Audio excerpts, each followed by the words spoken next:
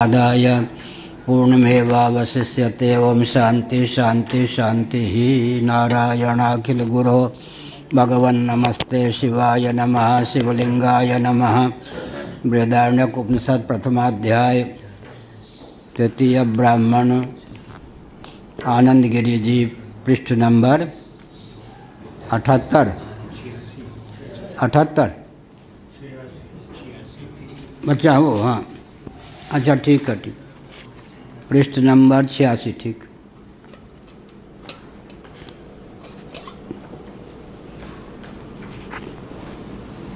देर हो गई आज।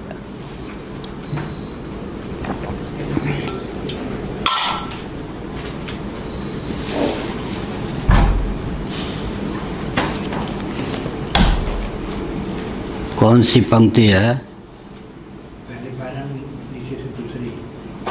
ठीक है, ठीक है, समझ गया। भाव विषयम कर्तव्यत्वम विधीनाम अर्थो भाव विषयम तो निषेधानामिति विशेषमाशंक्याः अकर्तव्यतेति। 17वीं टिप्पणी। प्रतियोगी प्रतीति निरपेक्ष प्रतीति विषयकम इत्यर्थ। भाव विषयम कर्तव्यत्वम विधीनाम अर्थो अभाव विषयम तो निषेधानाम इति विशेषमाशंक्या अकर्तव्येति। भगवान भाष्यकार की दूसरी पंक्ति पहले में अकर्तव्यता ज्ञान निष्ठतैव ही परमार्थतः प्रतिषेध विधीनाम स्यात्।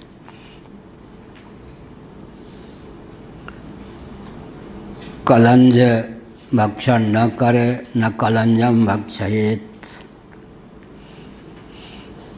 इस प्रकार की जो निषेध विधि है, निषेध परक वाक्य है, उसका श्रवण करके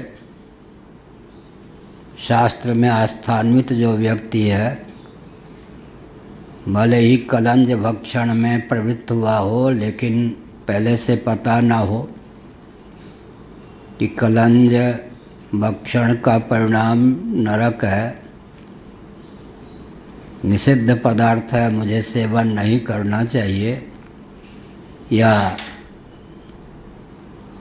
जो अन्न मुझे भोजन करने के लिए दिया गया है अत्यंत पापी, ब्रह्म हत्यारा, गो हत्यारा, वेश्यावृत्ति से निवास करने वाली कोई देवी इसके द्वारा प्रदत्त है, तो ऐन मौके पर आस्तिक व्यक्ति जो अधर्म से बचना चाहता है, अधर्म के प्रति जिसकी आस्था नहीं है, नरक से बचना चाहता है, वो भूखा कितना भी क्यों ना हो, कलंज भक्षण में या जिसके अन्न का सेवन नहीं करना चाहिए उसके द्वारा प्रदत्त अन्न के सेवन में उसकी प्रवृत्ति नहीं होगी। तो क्या हुआ? प्रतिषेध विधि नाम प्रवृत्ति का निवारक है वहाँ पर, अर्थात प्रवृत्ति का अवरोधक है यह है। भाव विषयम कर्तव्यत्वम विधि नाम अर्थ है। पूर्व पक्ष की पंक्ति है, लेकिन इतना ठीक ही है। विधि नाम अर्थ भाव विषयम, अग्निहोत्रम जुहियात इत्यादि जो वचन हैं ये भाव विषयक हैं। उनका श्रवण करके कोई स्वर्ग को चाहता हो, शास्त्र सम्मत वह कर्म जिसका ज्ञान प्रत्यक्ष या अनुमानादि तर प्रमाण के द्वारा संभव नहीं है, उसकी विधि का श्रवण करे और उस कर्म का जो फल बताया गया हो वह भी चाहे, तब उसकी प्रवृत्ति होती है, उसमें कर्तव्य बुद्धि बन जाती है। अभाव विषयम तो निषेधानाम, कलंज का भक्षण न करे, अपवित्र अन्न का भक्षण न करे, पापी तापी के द्वारा प्रदत्त अन्न का सेवन न करे। इस प्रकार से जब निषेध विधि का व्यक्ति श्रवण करता है तब अभाव परक है यह क्या? पूर्व पक्ष कहेगा हाँ, लेकिन भाष्यकार भगवान ने सूक्ष्म दृष्टि का परिचय दिया कि प्रवृत्ति की उपरामता जो है यही वहाँ पर उच्छेद प्रतिषेध विधि नाम से अकर्तव्यता ज्ञान निष्ठतैव ही परमार्थता प्रतिषेध विधि नाम स्यात्। इसका अर्थ यह हुआ कि नान्यात ये सब किसी भी प्राणी की हत्या न करे, इस प्रकार जो निषेध विधि का श्रवण करेगा तो उपरामता की प्राप्ति होगी, यह अभिप्राय। अकर्तव्यता का ज्ञान होगा, प्रवृत्ति का विधायक ऐसे वाक्य नहीं होंगे, यह अभिप्राय। इसका मतलब कर्म विषयक साध्य विषयक जो वचन हैं वो दो प्रकार के होते हैं, एक विहित का विधान करने वाले, एक निषिद्ध का प्रतिषेध करने वाले। विहित के विधान में करने वाले वाक्य का श्रवण करके व्यक्ति तदनुकूल फल चाहता हो तो उसकी प्रीति प्रवृत्ति कर्म के अनुष्ठान में होती है।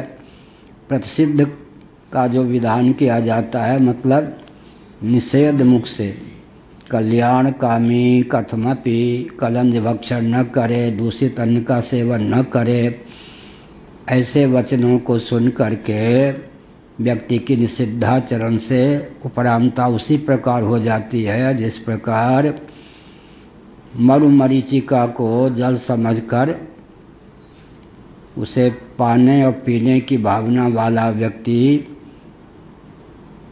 दौड़ रहा हो, इतने में किसी हितैषी जानकार ने कह दिया हो, अरे अरे क्या परेशान हो रहे हो, यहाँ तो जल है ही नहीं, ये तो मरुमरीचिका है।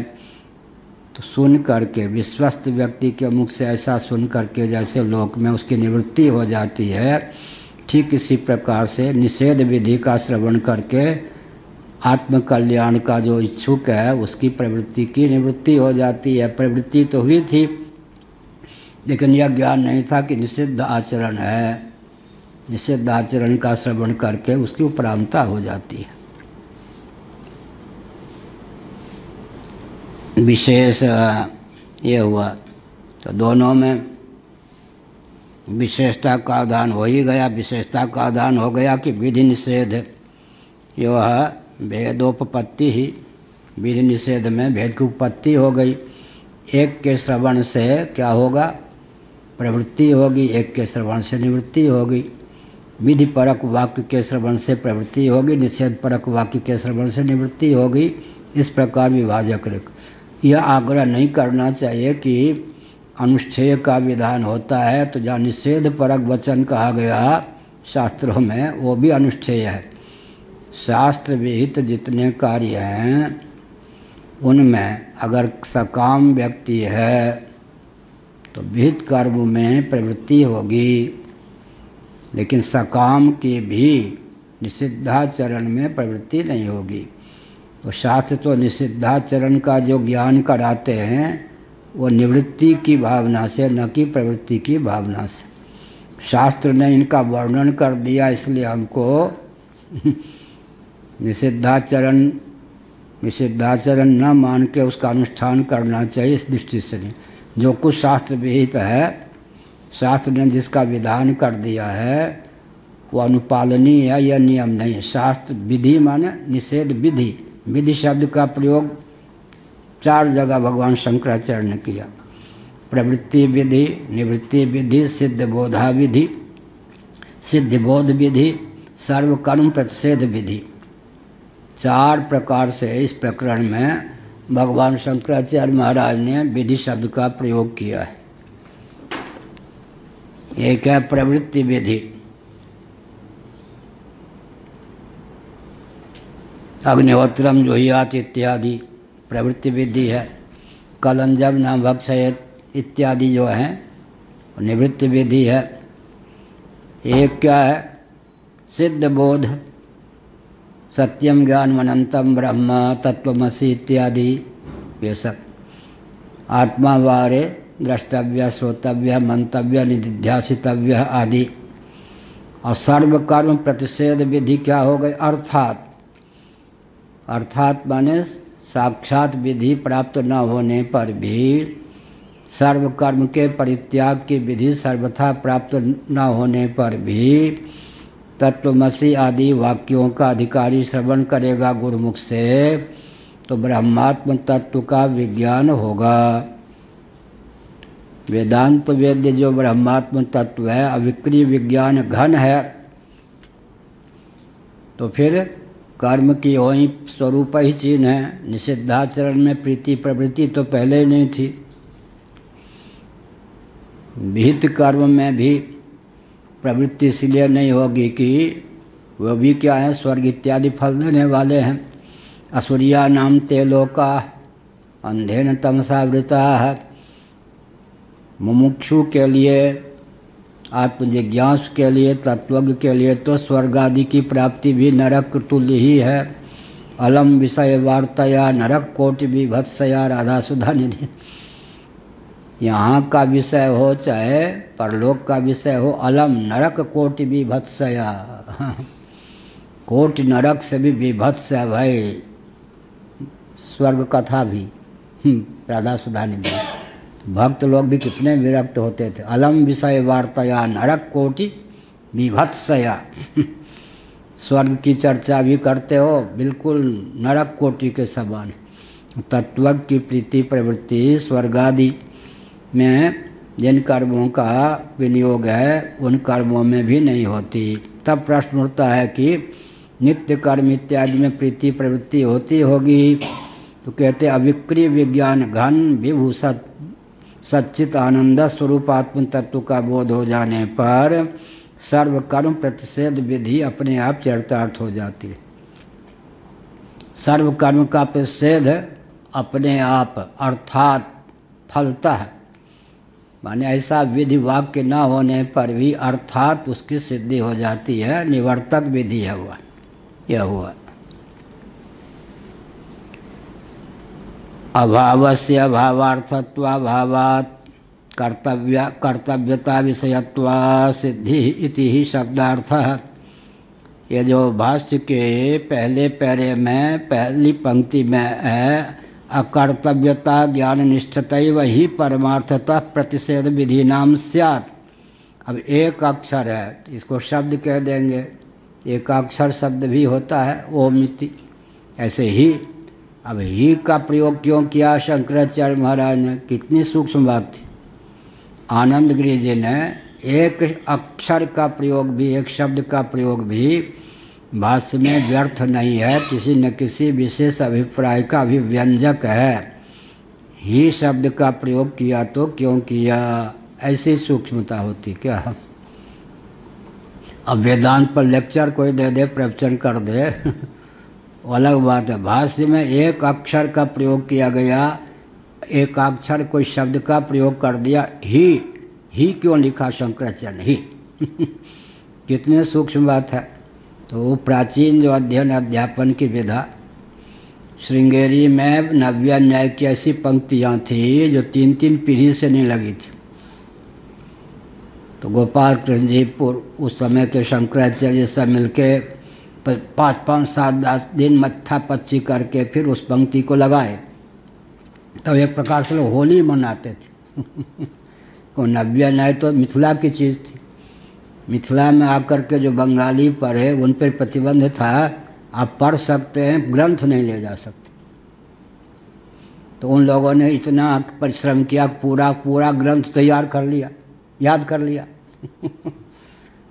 तो जा कर के उन्होंने क्या किया मालूम है, जा कर के याद तो था, लिपिबद्ध कर दिए। तो मिथिला का जो नव्य न्याय का ज्ञान तो यूँ बंगाल में पहुंच गया।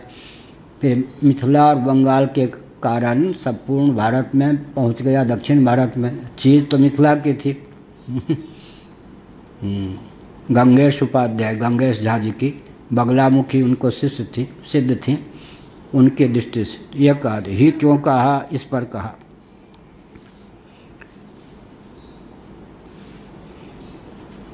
क्या कहा, अभावस्य अभावार्थत्वाभावात्। अभाव जो है अनुच्छेय नहीं होता, भावार्थत्वाभावात्। अकर्तव्यता विषयत्वात्, इसलिए वो करणीय नहीं है। अतः ही शब्द माने जबकि बात ऐसी है इसलिए, ही जबकि बात ऐसी है इसलिए एक अक्षरात्मक जो शब्द है उसके पीछे इतना तात्पर्य सन्निहित है। प्रतिषेधक ज्ञानवतोपि कलंज भक्षणादि ज्ञान दर्शनात् तद निवृत्तेर्नियोगाधीनत्वात् तन्निष्ठत्वेव वाक्यमिष्टव्यम् इति चेन्न इत्याह क्षुधार्तस्य इति। उसके बाद फिर पूर्व पक्ष प्राप्त हुआ।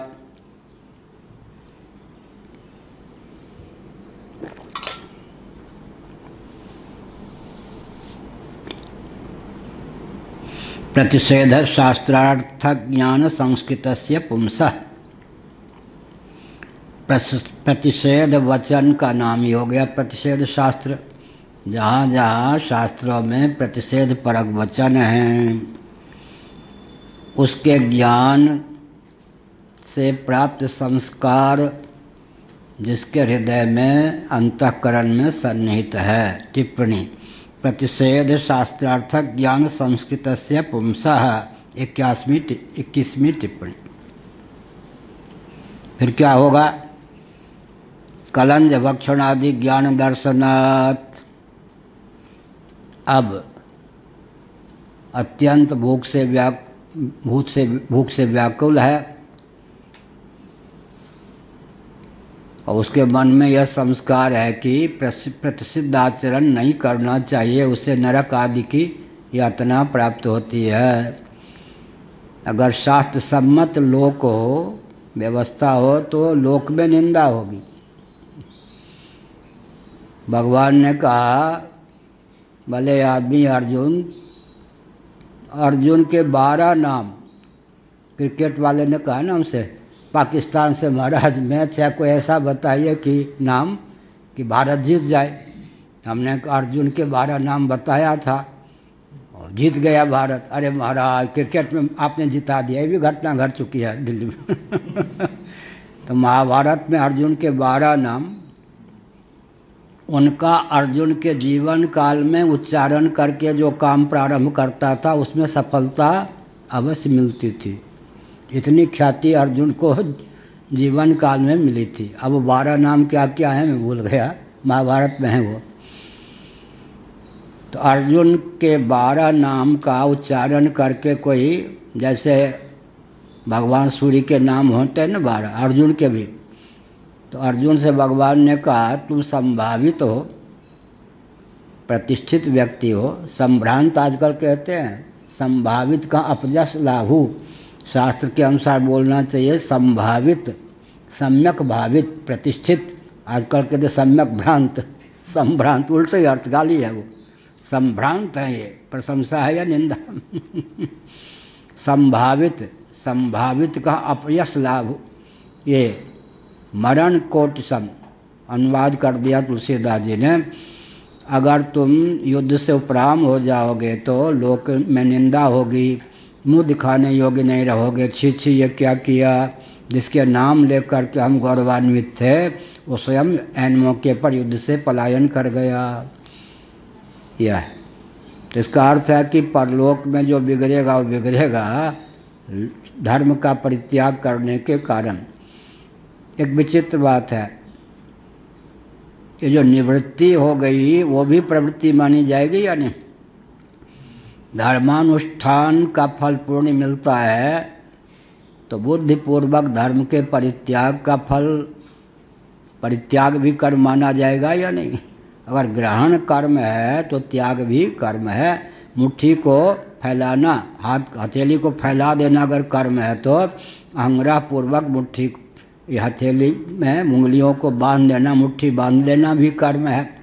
इस प्रकार से कहा जिसके जीवन में प्रतिषेध शास्त्र को सुनने पर अकर्तव्य के प्रति, निषिद्धाचरण के प्रति अनास्था हो गई है, उस व्यक्ति के जीवन में प्रतिषेध शास्त्र को लेकर संस्कार बुद्धि में पड़ता है। कदाचित ऐसे व्यक्ति में कोई व्यक्ति भूख से व्याकुल हो, लेकिन जिस अन्न को पाने के लिए आगे बढ़ रहा हो कोई सुना दे, अरे अरे ये तो निषिद्ध है, यह अन्न आपके मुख में जाने योग्य नहीं है, छी छी, आपको पता नहीं है, मैं आपको सावधान करता हूँ, तो क्या होगा? निषिद्ध कर्म का श्रवण करके वो निषिद्ध कर्म का जो ज्ञान होगा वो प्रवर्तक होगा या निवर्तक? निवर्तक होगा। यही का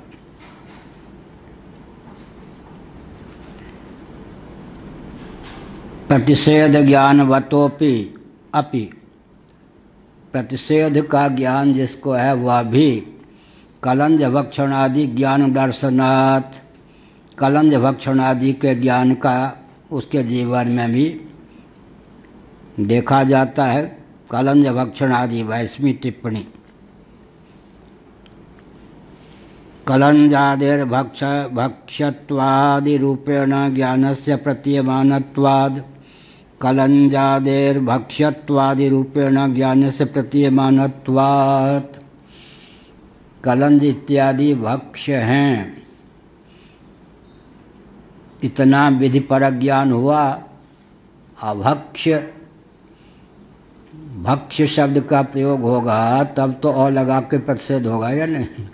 क्या क्या सूक्ष्म बात हुई या नहीं? कलंज भक्षणादि अभक्ष्य हैं, तो अभक्ष्य का बोध कब होगा? भक्ष्य का जिसको ज्ञान नहीं है उसको अभक्ष्य शब्द का अर्थ लगेगा क्या? कितना सूक्ष्म लोग लिखते हैं, एक एक शब्द पर कितना विचार होता है।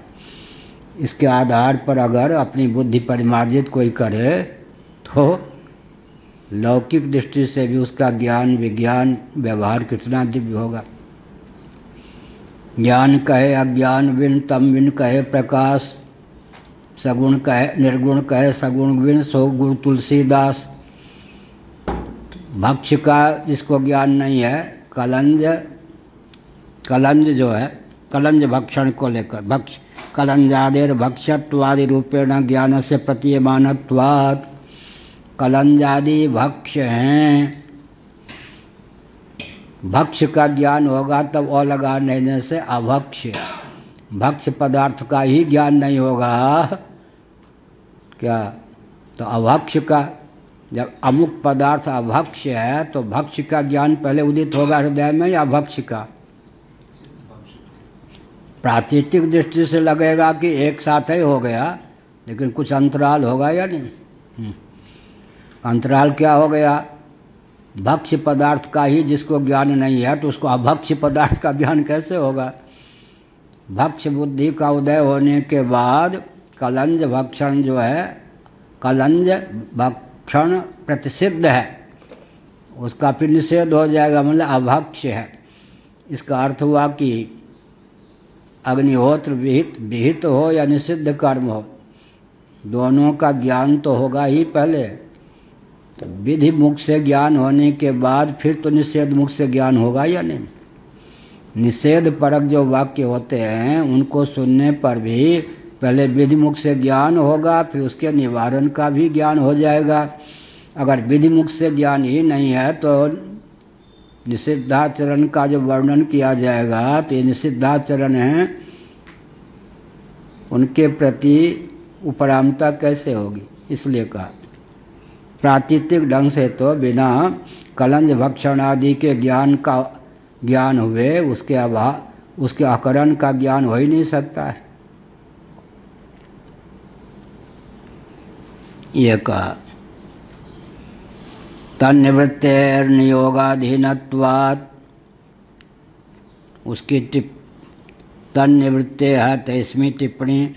अपूर्वा पर पर्याय कार्याधीनत्वात् इत्यर्थ, तथा ही न कलंजम भक्षयेत् इत्यस्य कलंज भक्षणम अनिष्ट साधन मित्यर्थकत्वेन अनिष्टस्य च दुरदिष्टतया तदधीना ततो निवृत्त्यागतम निषेधस्य कार्यनिष्ठत्वमिति भावः।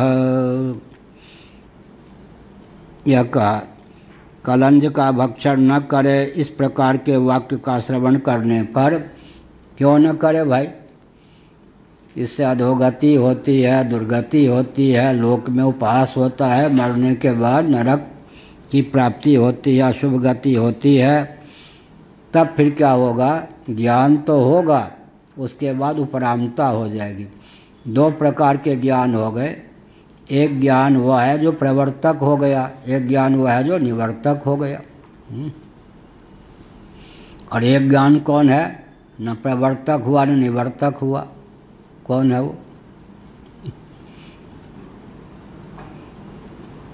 जो उदासीन व्यक्ति है वो न प्रवर्तक, उसके लिए ज्ञान सिद्ध होगा, न निवर्तक। जो तत्वज्ञ है उसके लिए जैसे कलंज भक्षण का श्रवण करके उससे निवृत्ति, ऐसे उसका क्या स्वर्ग का श्रवण करके भी उससे उपरांति। न प्रवर्तक उसके लिए है न निवर्तक, क्योंकि कर्तव्य बुद्धि उसके हृदय में है ही नहीं। क्या स्वभाव से कलंज भक्षण में प्रवृत्ति नहीं उसकी होगी, लेकिन वो तो कर्तृत्व बुद्धि से रहित है, इसके लिए न निवर्तक है न प्रवर्तक।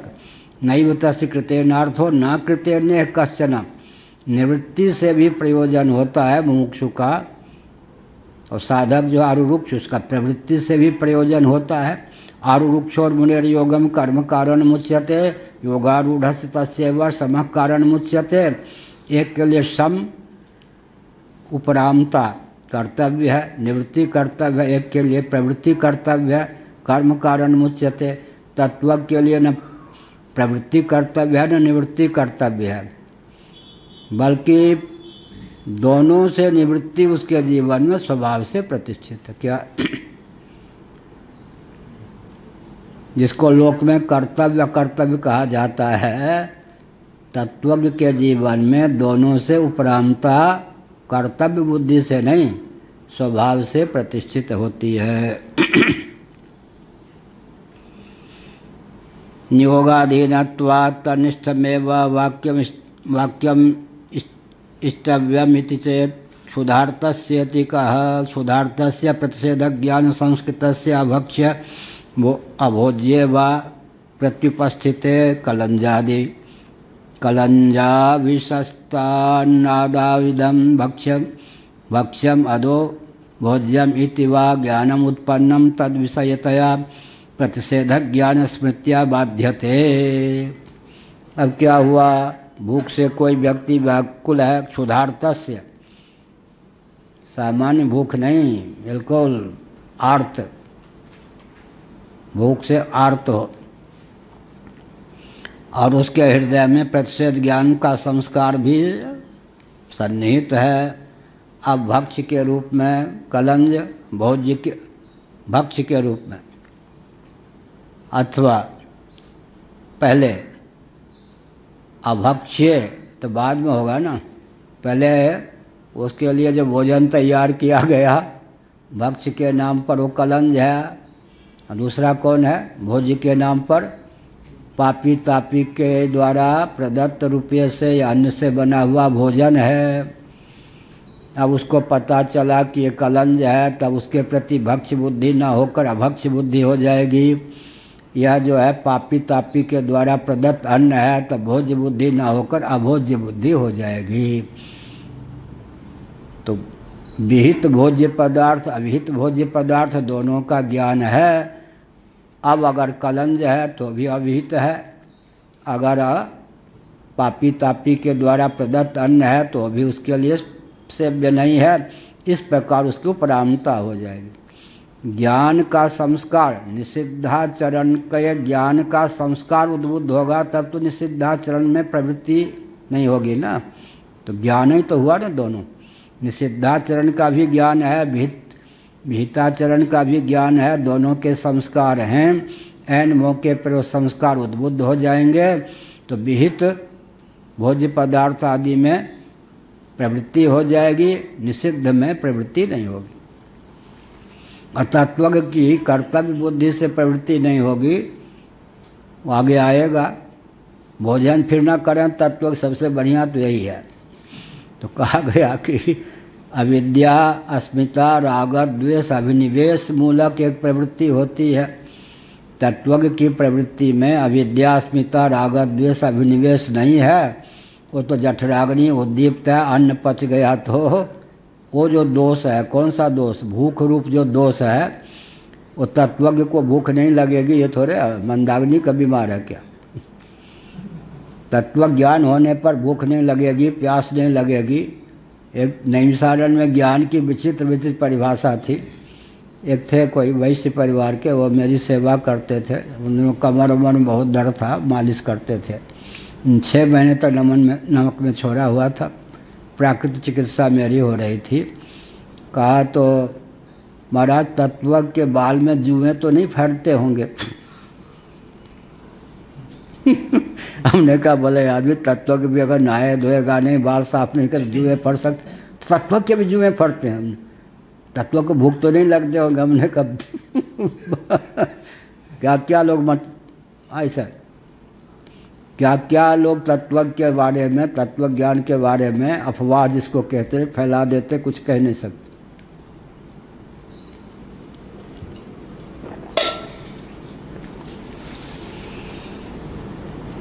नियोगाधीनत्वा, निवृत्ति जो है नियोग के अधीन है।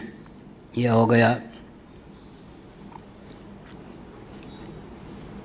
तो प्रतिषेधक ज्ञानवतोपि कलंज भक्षणादि ज्ञान दर्शनात् तन्निवृत्ते नियोगाधीनत्वात् तनिष्ठमेव वाक्यम इष्टव्यमिति चेन नेत्याह। ऐसा अगर कहोगे तो नहीं। क्षुधार्तस्य, भूख से कोई व्याकुल हो फिर भी उसके हृदय में तो प्रतिषेध ज्ञान का संस्कार है कि अमुक वस्तु अभक्ष्य है, अमुक वस्तु अभोज्य है, लेकिन दैव योग से अभक्ष्य भोजन ही आ जाए और क्या है अभोज्य पदार्थ ही उसके सामने आ जाए, तब कोई सामने से चेतावे तो अपने मस्तिष्क में जो पहले से संस्कार है उभर आवे तो उसकी प्रवृत्ति समाप्त हो जाएगी। ये हुआ। अब कहते कलंज कलंज कलंज रटते रहे। कलंज है क्या पदार्थ? विषलिप्त बाण हतस्य पशोर मांसम कलंजम। अब वो अब तक जो अर्थ किया जा रहा था उसको एक बांध दिया तो मांसाहारी के लिए भी दाव निकल आया। पारिभाषिक बना दिया कलंज। मांस मात्र नहीं, विषलिप्त बाण से मारा हुआ जो पशु है उसके मांस का नाम कलंज है। हर मांस का नाम कलंज नहीं है। तब प्रश्न उठता है कि ऐसे ही अर्थ मान लें तब क्या होगा जी? पहले तो पता लगाओ कि जो मांस है मृग इत्यादि को मारा गया वो विषाक्त बाण था या नहीं, बहेलिया आदि का पता लगाओ। उसके बाद मालूम पड़े कि जिस बाण से मारा गया विषाक्त था, तब जो उस मांस में कलंज भक्षण में प्रवृत्ति नहीं होगी, मृत्यु के डर के कारण नहीं होगी या नरक के कारण नहीं होगी। हाँ, तो यहाँ जो परिभाषित कर दिया उससे तो लगता है कि दृष्ट फल ही हुआ। अरे ये खाया नहीं कि मरे। बेंजीर भुट्टो गोमांस नहीं खाती थी। क्यों? गोमांस में ऐसी विचित्रता है कि अंधा हुए बिना आँख की रोशनी समाप्त किए बिना गोमांस न रहे। इसलिए गाय की भक्ति के कारण नहीं, गोमांस पाऊंगी तो तरह तरह की बीमारी मुझे हो जाएगी, इसलिए मुस्लिम महिला होने पर भी बेंजीर भुट्टो मांस नहीं खाती थी। तो इसका मतलब अरे भाई कम से कम रोग से बचने के लिए तो गाय पे कृपा करो। क्या तो अभी तो कम से कम गोहत्या रुके ना। इसको कहने की आवश्यकता क्या? गाय के प्रति आस्था न होने पर भी, जैसे वो चीन में इस प्रकार के रोग से बचने के लिए क्या किया गया? शाकाहार की प्रशंसा कर दी गई। ऐसे बेंजीर भुट्टो आदि के समान गाय को आप पूज्य नहीं भी मानते हो तो भी गोमांस से विविध प्रकार के रोग की उत्पत्ति होती है और गोरस के सेवन से विविध प्रकार के रोग की निवृत्ति होती है। तो गोरस का सेवन करो और गोमांस से दूर रहो तो भी तो गोरक्षा होगी या नहीं?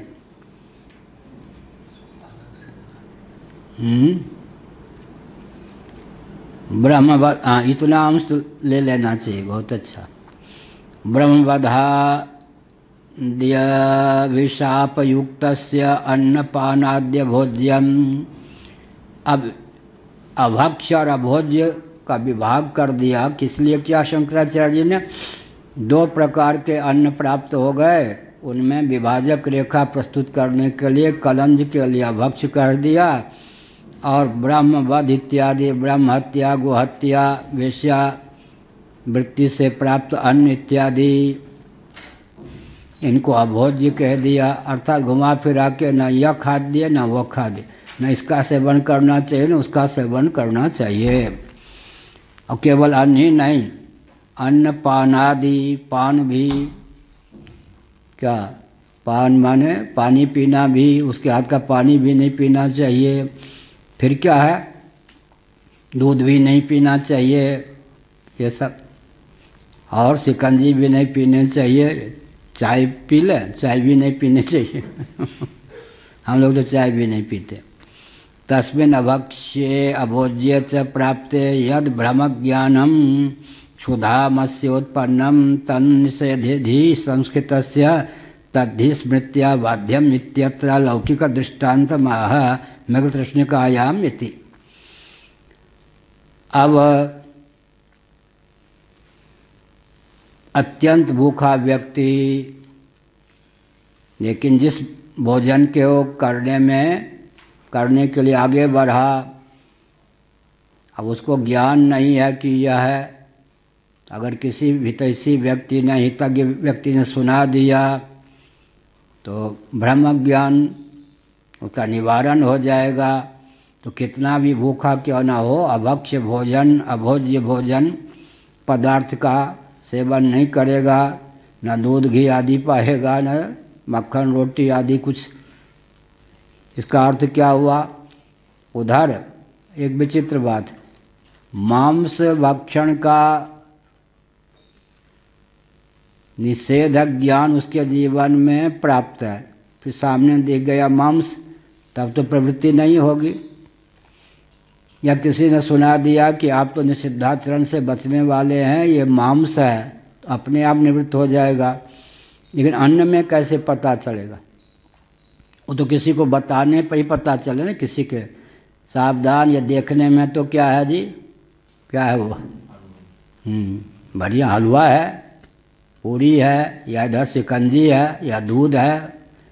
लेकिन ध्यान रखिए, जिस व्यक्ति के द्वारा प्रदत्त है, जिसकी ओर से भंडारा है हाँ, क्या करते हैं वहाँ हरिद्वार आदि में आजकल, पंजाब आदि से सब लाकर गंगा के तट पे जला देते हैं। उसी दिन चुपके से क्या करते हैं, 12-13 दिन कौन परहेज करे, थोड़े से राख ले लेते हैं और उसी दिन किसी आश्रम में जाके भंडारा करवा के चुपके से थोड़ा राख डालें या ना डालें और चले जाते हैं। अब पहले दिन में ही शुद्धि हो गई। हाँ, वहाँ पूरी कचौरी भंडारा दान, क्या कहते, वो जो प्रयाग में रखते रहते थे माइक से, अन्नदाता की जय हो या क्या, हाँ, अब जय जय करते रहो, जय जय कर रहे हो, कहाँ से आया अन्न, क्या भंडारे के पक्षधर होने पर किसकी किससे वो एकदम चलता है। माने अब वो 10-12 दिन किसी को प्रतीक्षा नहीं है। और शोक का भी, तमोगुण की प्रगल्भता के कारण शोक का भी अपहरण हो गया। रास पंचाध्यायी पर प्रवचन करते समय पूज्य गुरुदेव कहते थे, आर्य धर्म में पूर्ण आस्था होने पर, पतिव्रता थी ना उसे गोपांगनाएं, आर्य धर्म में पूर्ण आस्था होने पर फिर जो श्री कृष्ण के प्रति राग हुआ उसका महत्व है ना। और जिसके जीवन में आर्य धर्म के प्रति आस्था ही नहीं है, वो अगर कोई मर्यादा तोड़ता है तो उसका क्या महत्व। तो मर्यादा तोड़ने में ही आस्था उसकी बहुत ऊंची बात हुई ना। आस्थान्वित व्यक्ति देश काल परिस्थिति को देखकर या किसी व्यक्ति के सामर्थ्य को देखकर, या ये पतियों के पति हैं, गुरुओं के गुरु हैं, उसके द्वारा जब मर्यादा का अतिक्रमण किया हुआ सा प्रतीत होता है तो उसका महत्व है ना। और जिसको मर्यादा के प्रति आस्था ही नहीं है, वो तो अनार्य धर्म, अनार्य मार्ग पर चल ही रहा है। उसके द्वारा कोई इस प्रकार की बात की प्रशंसा कैसे होगी। इसी का उसमें राख दे देता है, अब तब भोजन करते हैं तो सबको तो पाप लगता होगा, तो जो भोजन करेंगे तो हम क्या कह रहे हैं, उनको थोड़े मालूम है कि ये सब है। मालूम भी है तो जिह्वा देवी क्या। अच्छा मान लो राख ना भी दे, बाबा लोग नाराज ना हो, राख ना भी दे, राख ना भी दे तो पहले दिन ही उसके नाम के, जिसको जलाया गया उसी के नाम पे पहले दिन ही भंडारा कर दे तो पाप लगेगा या नहीं? 10वें दिन नहीं, 12वें दिन। 10वें दिन ब्राह्मणों की शुद्धि होती है, 12वें दिन क्षत्रियों की, 15वें दिन वैश्यों की और 30वें दिन शूद्रों की शुद्धि होती है मरण पर। अब सब के सब 10वें दिन शुद्ध मान लेते हैं तो भी पहले दिन तो किसी तरह से शुद्धि नहीं हो सकती। एक ही है वो, युद्ध में अगर कोई मारा जाए तो पहले दिन ही शुद्धि हो जाती है। अब कोई सन्यासी विधिवत सन्यास हो, उसका शरीर छूटे तो उनको जल प्रवाह के लिए गया व्यक्ति स्नान मात्र से शुद्ध हो जाता। दो अपवाद स्थल हैं। युद्ध में वीर गति को प्राप्त जो व्यक्ति है उसके अंत्येष्टि आदि में शामिल होने पर प्रथम दिन भी शुद्धि हो सकती है। जो विधिवत संन्यास लिए हुए हैं उनको जल प्रवाह कर दिया तो उसी दिन जल प्रवाह करने में जो सम्मिलित व्यक्ति हुए या शिष्य इत्यादि हुए वो पहले दिन भी स्नान से शुद्धि हो जाती है। फिर षोडशी आदि का क्रम है, 12वें दिन 13वें दिन क्या करना चाहिए, लेकिन शुद्धि बात तो स्नान मात्र से हो जाती। तो मान लो राख नहीं भी मिलाया, एक नाम नहीं लूँगा, एक आश्रम था तो एक बाबा को सिद्ध बना कर रखा गया था, सिद्ध भी होंगे हम, बहुत प्रसिद्ध महात्मा। वो जो भोजन बनता था वो बाबा जरा पवित्र कर दीजिए, पवित्र कर दीजिए, उसमें से कुछ खा लिया, फिर जूठे हाथ मुंह में डाल दिया 2 दाना, फिर उससे उसे सब तब जाके वो भंडारा में बांटा जाता था। ऐसे भावुकता चलाई। वो जो राम सिंह था ना, वो बाबा, वो जो दूसरा था वो था ना इधर की ओर मकान, एक मंदिर के सामने जो इधर था उस पे ऊपर बाबा नहा रहे थे कोई, और राम सिंह नीचे बैठ गया कि बाबा के शरीर के नहाने से पानी जो गिरेगा नाले से, वहाँ उसमें मधुमक्खियाँ पहले से थी, घो को चला है 50 मधुमक्खी ने उनको काट लिया। बाबा के नहाए हुए जल गिरता जो जल जाएगा उससे हम पवित्र हो जाएंगे। माने बाबा बहुत बढ़िया। इससे मैंने शिक्षा क्या ली, सिद्ध होने पर भी साधक जैसा जीवन व्यतीत कीजिए। क्या कुछ गुरुदेव को मैंने कभी नहीं देखा कि सिद्ध जैसा कोई व्यवहार साधक के समान रहते थे क्या। अब सिद्ध बन गए, चेले लोगों ने सिद्ध बना दिया। पुजूरियाबाजी क्या कहते थे मालूम है, नारद सिंह ने बताया, मुझ जैसा कोई दुखिया होगा एकांत में क्या। एक व्यक्ति आए, गरम गरम जो है भोजन पवा दिया, कैसे क्या मैं नहीं पाऊँगा, सिद्ध जो थे। अब एक व्यक्ति आया ऊपर से ठंडा पानी पिला दिया, अब वो शरीर में प्रतिक्रिया होनी है, कैसे कहते, बड़ी विचित्र बात। इसलिए किसी महात्मा को सिद्ध बनाकर फिर म्लेच्छ कांड नहीं चलाना चाहिए, न स्वयं सिद्ध बन करके म्लेच्छ कांड कभी भी चलाना नहीं चाहिए। सिद्ध होने पर भी साधक के समान व्यवहार करेगा, शरीर भी स्वस्थ रहेगा और कृत्रिम ज्ञानियों की परंपरा भी नहीं चलेगी। ये लाभ, किसी की निंदा में तात्पर्य नहीं है।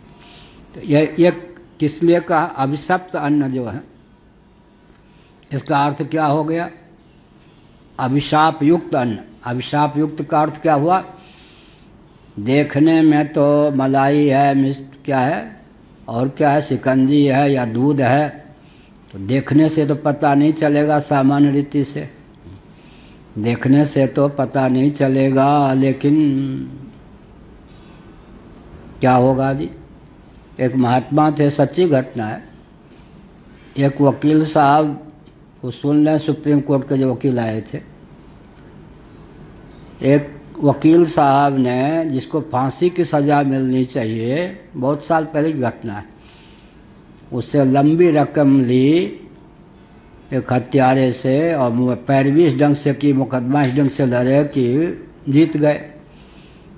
एक वो महात्मा के पास गए वो जीत फीस जो लंबी रकम हुई थी ना, उसके पैसे से ये जो कहते हैं ना पर्दा लगाते हैं ना कपड़े के दरवाजे पर, उनके शिष्यों के खरीद के ले गए, लगा दो महाराज के लिए बढ़िया रहेगा।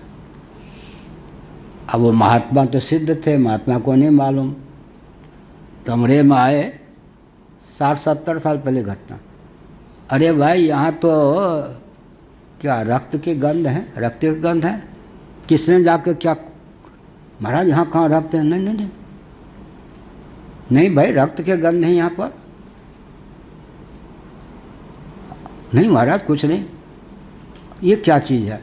अमुक वकील से, अरे वकील को बुलाओ। वकील को बुलाने पर पता चला कि वो उपहार के रूप में एक हत्यारे को बचाया है हमने, इसके फीस से हमने, अरे इसको हटाओ, इसको हटाओ कपड़े, तब हम जीवित रहेंगे, नहीं मर जाएंगे। और ये बिहार घाट की तरफ की घटना है, सच्ची घटना है। एक वेश्यावृत्ति से जीवन निर्वाह करने वाले ने सोचा अपना पाप धो, किसी दंडी स्वामी के आश्रम में उसने भंडारा करवा दिया गुप्त किसी के माध्यम से। जितने संत थे उनको सबको स्वप्न में विचित्र विकार उत्पन्न हो गया। वो लोग सब ईमानदार थे, आपस में भाई आज क्या हुआ, आज क्या हुआ, हम लोग अंत में पता चला कि कल भोजन क्या किया था, पता चला कि ओहो वेश्या की परंपरा से अन्न भंडारा करा गया, उसका फल ये पड़ा। तो अन्न का इतना प्रभाव पड़ता, इसलिए अब वो लोग कहते हैं ना कथावाचक, भीष्म जी के खूब बाण लगे तो रक्त वक्त निकल गए, उपदेश दे रहे थे, कथावाचक कहते हैं। तो मुस्कुरा रही थी द्रौपदी, क्यों बेटी क्यों मुस्कुरा रही हो? उस समय ये सब ज्ञान, अरे वो दुर्योधन का अन्न लगा हुआ था ना, वो रक्त सब गिर पड़ा है, अब भीष्म में बोल रहा हूँ मैं। इसका मतलब बहुत विचित्र बात है। अभिशप्त जो अन्न है बाहर से नहीं मालूम पड़ेगा, लेकिन वो घी चुपड़ी रोटी से रक्त की धारा बहेगी, फिर दिव्य दृष्टि तो देख लेंगे, दिव्य व्यक्ति नहीं देखेंगे तो अन्न पचेगा नहीं। इसलिए कहा अभिशप्त भोजन में भी प्रीति प्रवृत्ति नहीं होनी चाहिए। अभिशाप युक्त किसकी नहीं होगी? जिसको ज्ञान है लेकिन भूख से आतुर होने के कारण भोजन के लिए हाथ भी बढ़ाया, इतने में किसी ने कहा अरे यह तो अमुक के द्वारा प्रदत्त रुपये का अन्न है, वो उपराम हो जाए, एक दिन और भूखे सही। अभिशाप युक्त से अन्नपानाद्य अभोज्ये तस्मिन् अभक्ष्ये अभोज्ये च प्राप्ते यद ब्रह्मज्ञानम क्षामस्य उत्पन्नम तन्निषेधधि संस्कृतस्य तद्धि स्मृत्या बाध्यम इत्यत्र लौकिक दृष्टान्तमाह मृगतृष्णिकायाम इति। अत्यंत भूख से अत्यंत संतप्त व्यक्ति भोजन में प्रवृत्त हुआ, उसके हृदय में संस्कार हैं, अभक्ष्य भोजन नहीं करना चाहिए, लेकिन भोजन में प्रवृत्त हुआ, दही भोग से जो भोजन सामने उसको स्मृति आ गई, या किसी व्यक्ति ने कहा सावधान आप इस भोजन को मत कीजिए, यह तो कलंज है। मांस के भी तो पकौड़ी बना के देते हैं ना, पकौड़ी देखने में थोड़े मालूम पड़ेगा इसमें मांस है सीधे मांस ना दिखाई पड़े, मांस की पकौड़ी बना के दे दिया, अब क्या मालूम पड़ेगा इसमें मांस है, उसने बता दिया। फिर ये अन्न तो देखने में मेवा इत्यादि है, यह अन्न देखने में क्या है, मलाई इत्यादि है, इसके स्रोत के कितना भी भूखा व्यक्ति हो उससे उपराम हो जाए। ये कहा ब्रह्म ज्ञान की निवृत्ति होगी और अंतःकरण में जो संस्कार है किस प्रकार के अन्न जल आदि का सेवन नहीं करना चाहिए, उद्बुद्ध होकर उस भूख से अत्यंत व्याकुल व्यक्ति को भी उस प्रकार के अन्न जल के सेवन से उपराम कर देगा, वो संस्कार उद्बुद्ध होगा तब। मृग तृष्णिकायाम अत्यंत प्यासा व्यक्ति भी मरुमरीचिका को देखकर जल विभ्रम हो गया, जल पीने के लिए या स्नान करने के प्यासे कहें, जल पीने के लिए दौड़ रहे थे, इतने में किसी ने कहा महाराज कहाँ जा रहे हो, ये मृग तृष्णिका है, भटक जाओगे, मर जाओगे, मृग जैसी दशा हो जाएगी, उपराम हो जाएंगे। ठीक इसी प्रकार प्रवृत्ति होने पर भी निषेधाचरण निषिद्धाचरण के प्रति जो अनास्था है वो स्वतः उदित हो जाए, या कोई कह दे कि आचरण निषिद्ध है, तो ज्ञान होने पर क्या होता, वो ज्ञान प्रवर्तक न हो करके निवर्तक हो जाता। तो ज्ञान के भी कितने भेद हो गए, 2 भेद हो गए। प्रवर्तक ज्ञान भी होता है, निवर्तक ज्ञान भी होता है। कोई ज्ञान होता है न प्रवर्तक न निवर्तक, उदासीन। चौथा ज्ञान क्या होता है, त्यागव गाहव उपेक्षणी अयहाटक तृण की नाई, न उपेक्ष न ग्राह्य न त्याज्य। तत्व के हृदय में चौथे कोटि का ज्ञान होता है। क्या उदासीन होते या उदासीनवत होते, उदासीन वदासीन व गुणैर्यो न विचाल्यते। उदासीनवत होते हैं, उदासीन नहीं होते। उदासीनो गतव्यथा जब कहा तो वहाँ वत अपनी ओर से लगा लेना चाहिए। उदासीन वदासीन, क्योंकि तीनों अनात्मज्ञ होते हैं। कौन कौन, रागान्वित व्यक्ति भी, द्वेषान्वित व्यक्ति भी, उपेक्षा। त्यागव गाहव उपेक्षणी अहि हाटक तृण की नाई। अहि माने सर्प के प्रति त्याज्य बुद्धि बन जाती है, अरे बचाओ बचो बचो। हाटक माने सोने के प्रति ग्रहण करने की बुद्धि हो जाती है, तिनके प्रति उपेक्ष बुद्धि हो जाती है। तो सर्प को भी सत्य समझा या नहीं, और सोने को भी सत्य समझा, तिनके को भी सत्य समझा। तीनों प्रकार की बुद्धि के मूल में सत्यत्व बुद्धि है या नहीं। इसलिए चौथी कोटि की प्रज्ञा, चौथे कोटि का ज्ञान तत्व के जीवन में होगा। कौन सा, त्याज्य बुद्धि भी नहीं, ग्राह्य बुद्धि भी नहीं, उपेक्ष बुद्धि भी नहीं, अपितु मिथ्यात्व बुद्धि होगी। ये सब मिथ्या हैं, मिथ्यात्व बुद्धि होगी। मिथ्यात्व बुद्धि तो राग पूर्वक ग्रहण नहीं, द्वेष पूर्वक त्याग नहीं, और उदासीनता की भी स्थिति नहीं होगी, उदासीनवत रहेंगे। रागान्वित सरीखे, द्वेषान्वित सरीखे और उदासीन सरीखे तत्व होंगे, या रागान्वित होंगे, द्वेषान्वित होंगे, और उपेक्षा पूर्वक उपेक्ष बुद्धि भी नहीं होगी। वत सब जगह लग जाएगा। तथापि प्रवृत्त्यभाव सिद्धाय विधिरर्चितामिति चेन्नेत्याह इति चेन्नेत्याह तस्मान्निति। दूसरी पंक्ति भाष्य की, तस्मिन्निति तस्मिन् बाधिते स्वाभाविक विपरीत ज्ञान अनर्थ करी तद्भक्षण भोजन प्रवृत्ति न भवति। उसका बाद हो गया, ये खाने योग्य नहीं, ये पीने योग्य नहीं है। तो स्वाभाविक जो विपरीत ज्ञान अनर्थकारी, बस उसकी निवृत्ति हो गई, ज्ञान की निवृत्ति हो गई। अनर्थकारक जो ज्ञान, उसकी निवृत्ति हो गई, तो भक्षण भोजन आदि में प्रवृत्ति नहीं होगी, यह अभिप्राय है। तथापि प्रवृत्ति अभाव सिद्धये विधिरर्थिता मिति चेन्न इत्यादि तस्मिन् इति कह। प्रवृत्ति के अभाव की सिद्धि के लिए तो विधि की सार्थकता ही मानेंगे। 15वीं टिप्पणी का स्वीक्रियता, स्वीकार कर लीजिए। कहते यहाँ पर क्या करें, वहाँ तो अंत में फिर निषेध ही में पर्यवसान हो गया नहीं। कौन सी विधि, शब्द बहुत विचित्र है।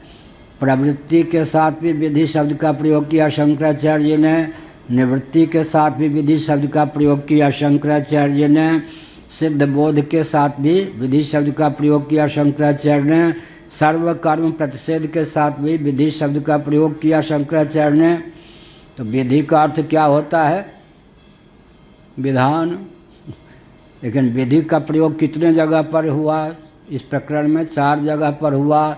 तो विधि का अर्थ सब जगह क्या, ग्रहण अनुष्ठेय हो गया या ग्राह्य हो गया ना।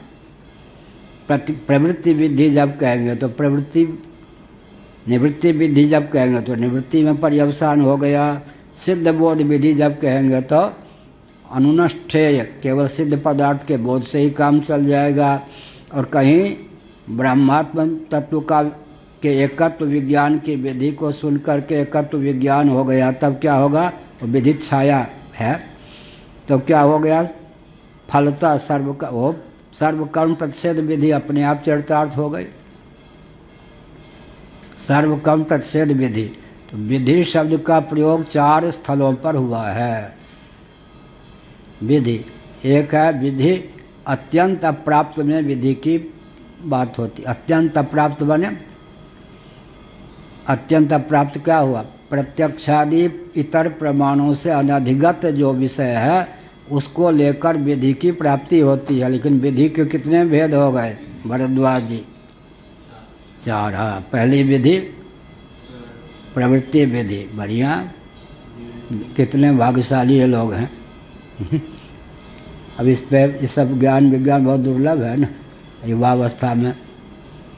दूसरी, इसको पढ़ने से ये नहीं लगता है सतयुग का ज्ञान है ये? है ही, क्योंकि आज के समय में तो पानी भी बोतल में बिक रहा है, भोजन की भी कोई मर्यादा आदि नहीं रह गई है यहाँ पर। अरे जय राखे रघुवीर। आजकल तो भगवान जिसकी रक्षा करें। अच्छा क्या करेंगे? अब क्या करेंगे भाई? कुछ गुरुदेव आदि होते तो कितना कष्ट पाते। कुपोदक ही पीते थे या गंगा जल। गंगा जल ले जाते थे गुरुदेव, बहुत कम पानी पीते थे। नमक ही नहीं पाते थे, न मीठा पाते थे, प्यासे कम लगती थी। लेकिन पूर्वाचार्य जी क्या करते थे? गंगा जल कहाँ से ले जाएं कितना, तो वो अपना कभी कभी अकेले होते थे तो कुपोदक ऐसी जगह फंस गए, वो भी ना कुआं भी नहीं तो हैंडपाइप का जल।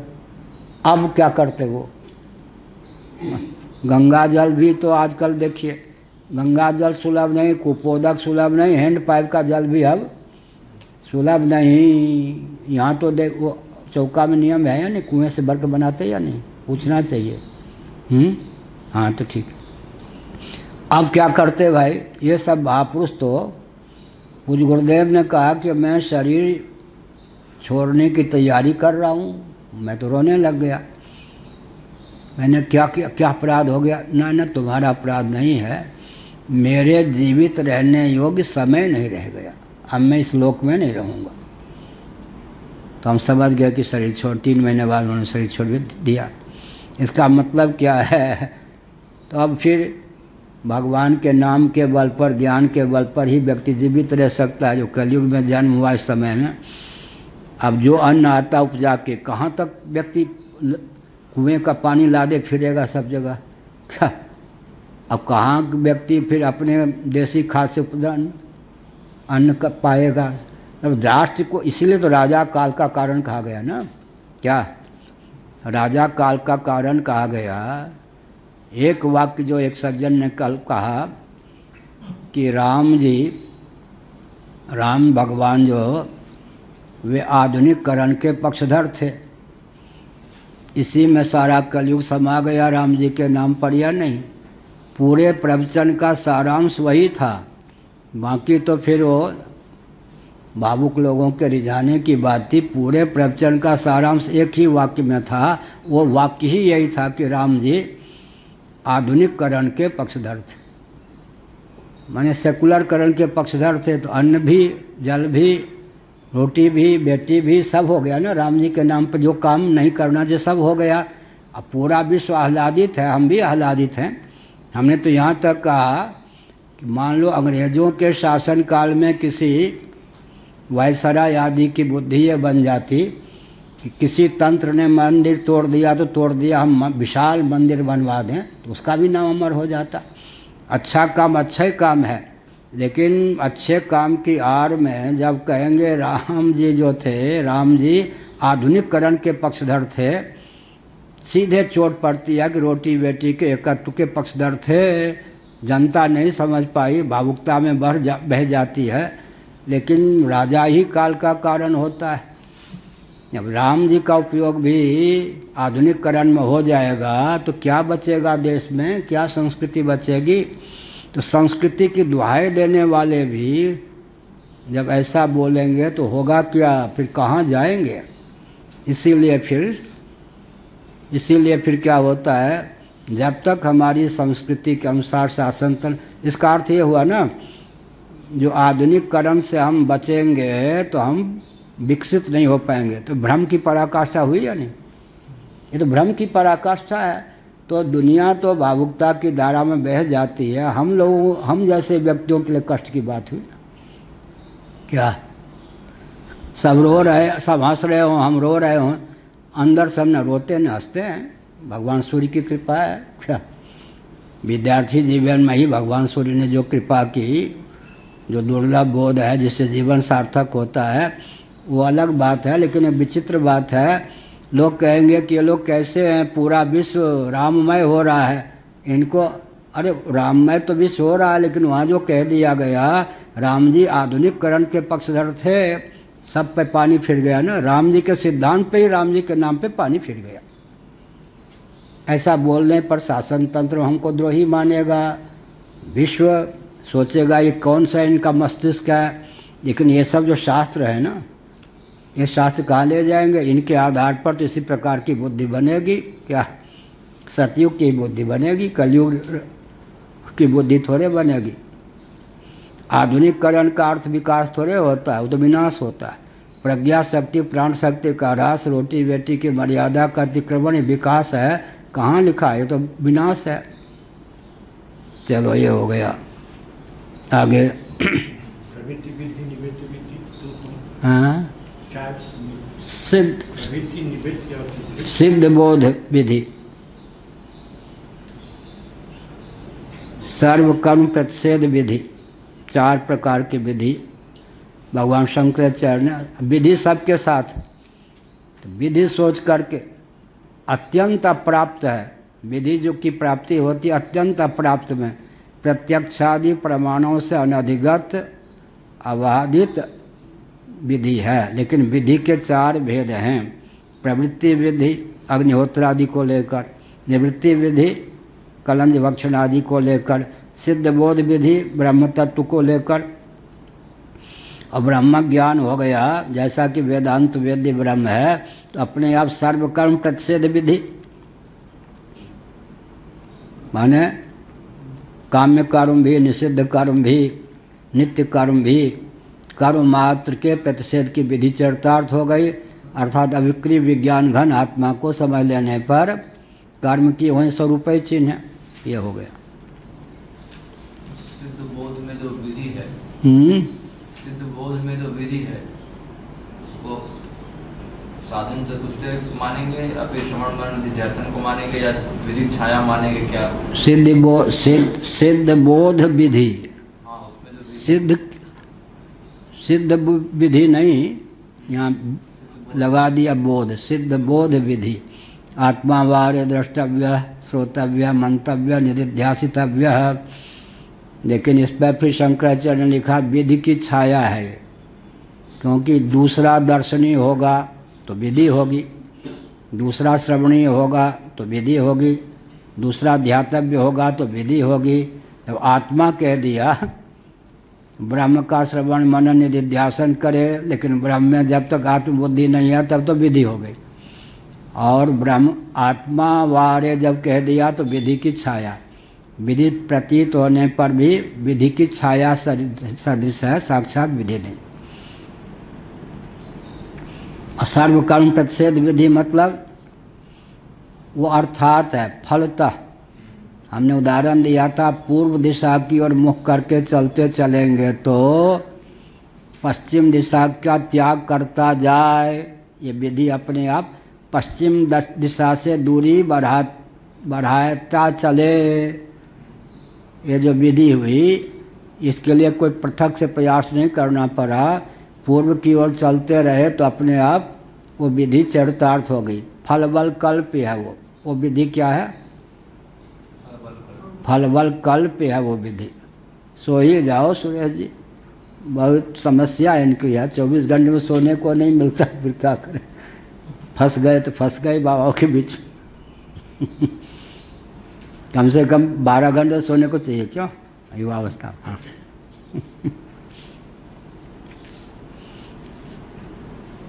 वो फावड़ा उपड़ा खूब चलाते हैं ना व्यक्ति, तो इतना थक जाते हैं, खर्राटे लेकर 8 घंटे में काम पूरा हो जाता है। अब वो लेखनी चलाने वाले के तो या प्रवचन सुनने वाले को श्रम तो शरीर का होता नहीं, श्रम का शरीर का श्रम नहीं होता, तो खर्राटे से नींद कितने देर लें, तो हर समय वो निद्रा में चले जाइए। जय राम जी की।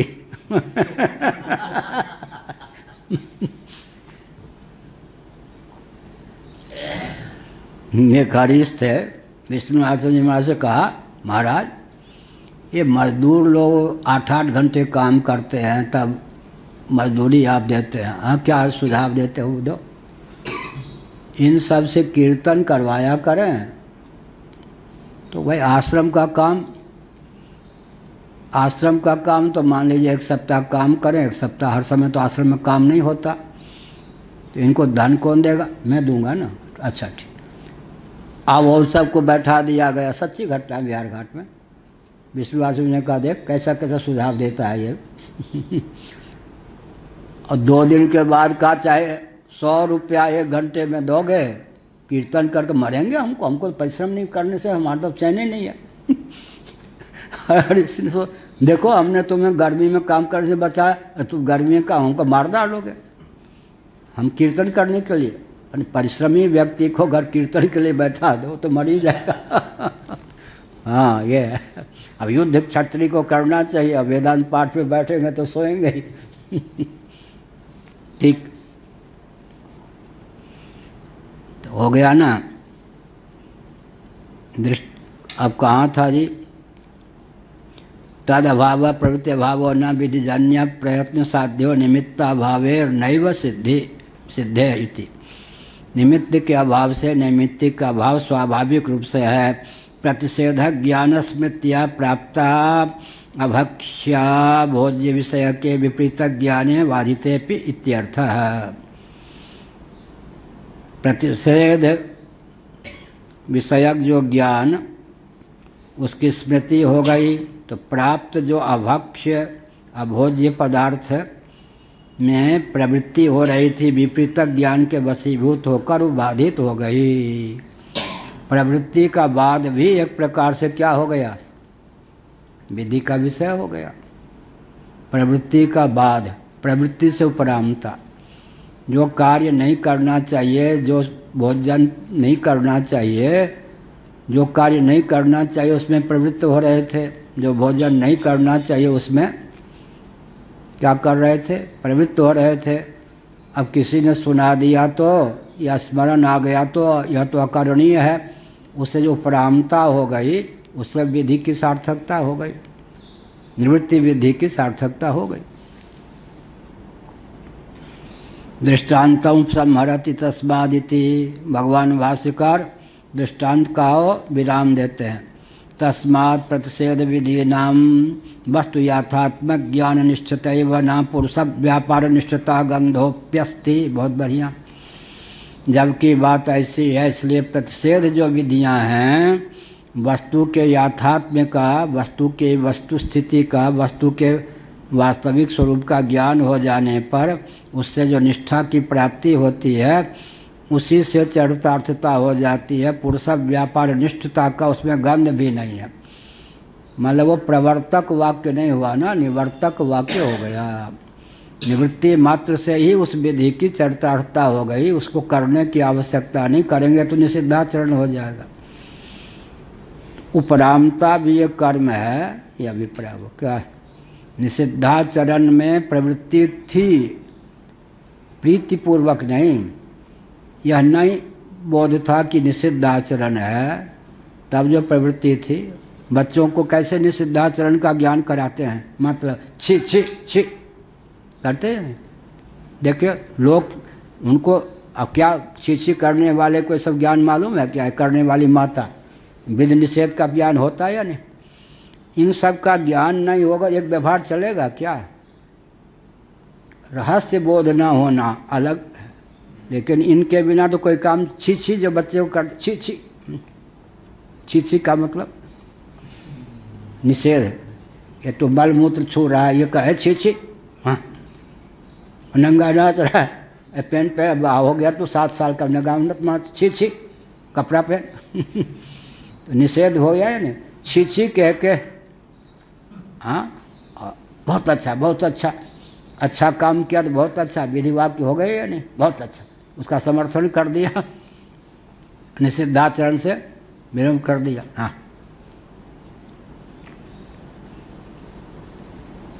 हमसे कोई अपराध हो गया, बच्चे थे, बहन मारने दौड़ी, अब हमने क्या किया वो तालाब के पास एक बाग है ना, था, अब हमें पता नहीं, उसमें हमको एक बार शौच का बेग लगा, रात में हम वहीं कर रहे थे शौच, बाग में किसी कोने में, और तालाब था ही, तो बहन को नहीं मालूम, तो मारने दौड़ी। तो हमने क्या किया, एक लकड़ी इतनी बड़ी ली, उससे अपना ही मल ले लिया, अब छू दे गोरी का भग भग, अब क्या करूँ मैं। उसके बाद पिटने से बच गया, तो यो फेंक के फिर तैराकी था ही, वहीं तालाब में कूद पड़ा। उसने कहा तुम भी कटा और क्या, ये पिटाई से बचने के लिए पिटाई से बचने के लिए भी करना पड़ा। हाथ से नहीं छुआ, अब छू ले तू मुझे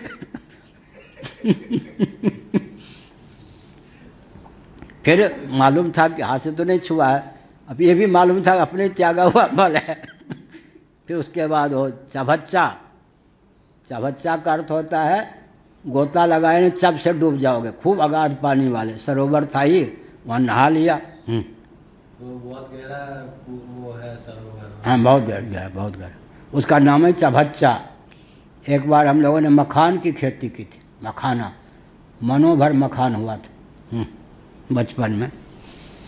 फावड़ा भी चलाया है एकदम, इससे ज़्यादा अपने हाथ से फावड़ा, वो भी अपने पास फावड़ा भी नहीं था, पड़ोसी से मांग के धान उपजाया। मालूम था कि बाबा होना है, जितने भी क्या उद्योग धंधे सब थोड़ी आयु में करके बाबा तो होना ही है, चलो अपनी उपयोगिता सिद्ध करो, भगो क्या हो गया। ये तो प्रवृत्ति का अभाव ही हो गया। तो उपरामता भी एक है या नहीं, विधि की सार्थकता केवल काम करने से थोड़े है, उपरामता, जहाँ से उपराम होना चाहिए वहाँ से उपराम हो गए तो विधि की सार्थकता हो गई। सब जगह प्रवृत्ति में ही विधि की सार्थकता नहीं है, कहीं निवृत्ति में भी सार्थकता है, अच्छे हो गया।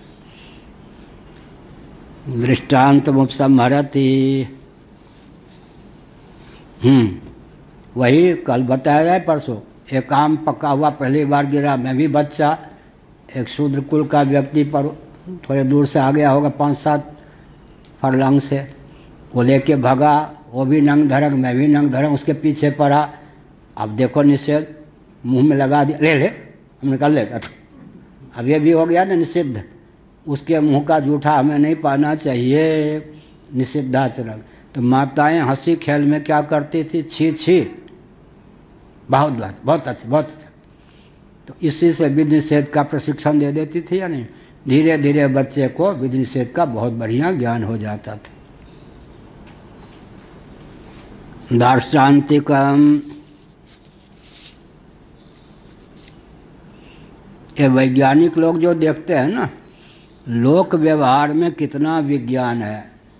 एक वहाँ जो प्रवचन किस विषय का था, दर्शन विज्ञान, वो तो हमने कहा था ना, देखिए एक सेब ले लीजिए, पार्थिव है, उसको यंत्र के द्वारा क्या बना, सेब का रस बना दीजिए, पृथ्वी को जल बना दिया, बटलोई में रख के गर्म कीजिए, और उससे वाष्प निकलने लगे तेज, देखते देखते वो वायु बन गए, वायु के बाद आकाश बन गए। इसका अर्थ क्या हुआ, लोक में भी पृथ्वी को जल बनाना, जल को तेज बनाना, तेज को वायु बनाना, वायु को आकाश बना देना, क्या, और पृथ्वी है तो उसमें जल भी है, तेज भी है, दिया सलाई घिस करके पार्थिव है या नहीं, उससे आग पैदा कर लेना, जमीन को खोद करके उससे जल पैदा कर लेना, सेब को क्या करना, मशीन के माध्यम से रस बना देना, सारा काम तो चलता है ना उत्पत्ति स्थिति संहार का। दार्शनिक देख के मुस्कुराता है, लेकिन व्यवहार बिना दर्शन के चलता है क्या? अंतर इतना है कि एक को रहस्य का बोध है, एक को रहस्य का बोध नहीं। बिना विज्ञान और दर्शन के तो एक दिन भी कोई जीवित नहीं रह सकता। क्या पृथ्वी से जल बना लेना, पृथ्वी को जल बना देना, जल, और उधर क्या करते हैं? अब क्या करते हैं? गर्मी लगी तो क्या करते हैं? ये पृथ्वी आए ना पार्थिव, पहले तो ऐसे करते थे। कौन ये सब था? ये जो है तौलिया मान लो, ये पार्थिव है या नहीं? और ये आकाश है नहीं? आकाश में इसको घुमाने से वायु की उत्पत्ति हो गई या नहीं? आकाशाद वायु लो, अब पृथ्वी के माध्यम से प्रकट कर लिया या नहीं? तो एक लोकव व्यवहार में कितना पूरा दर्शन हो गया ना। लोकव व्यवहार में कितना दर्शन और विज्ञान समाया हुआ है। उन्होंने विज्ञान थोड़े पढ़ा है, लेकिन बिना दर्शन और विज्ञान के तो कोई व्यवहार संभव ही नहीं है। अच्छा, तो ये पेज हो गया। दार्ष्टान्तिक माह, तो अलग छप गया, अतिरिक्त छप गया, हटा दें। दार्ष्टान्तिक माह, तो जो माहट नहीं, तो हटा ही दें तो। तथेति, इस प्रकार से दार्ष्टान्तिक दृष्टांत तो कह दिया। अब दार्ष्टान्तिक तथा, तथेति तथा कह के भाष्यकार ने तथेहापि परमात्मादि याथात्मक ज्ञान विधीनाम तावर मात्र पर्यवसानतैव स्यात्।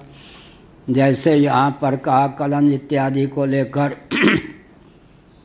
ऐसे ही वहाँ भी निषेध में ही तात्पर्य है। यहाँ भी सिद्ध जो परमात्मा तत्व का ज्ञान है वो कोई प्रवर्तक नहीं। सिद्ध का जो ज्ञान होता है वो भी निवर्तक ही होता है। तथा यहाँ भी परमात्मादि, आदि मेरु आदि जो भी दिया था, यथात्मक ज्ञान जैसा है वैसे ही ज्ञान हो जाने पर क्या होगा?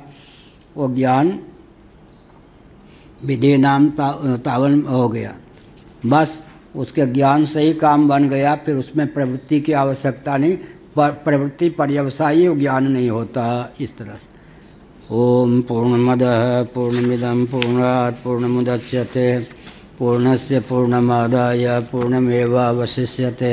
ओम शांति शांति शांति।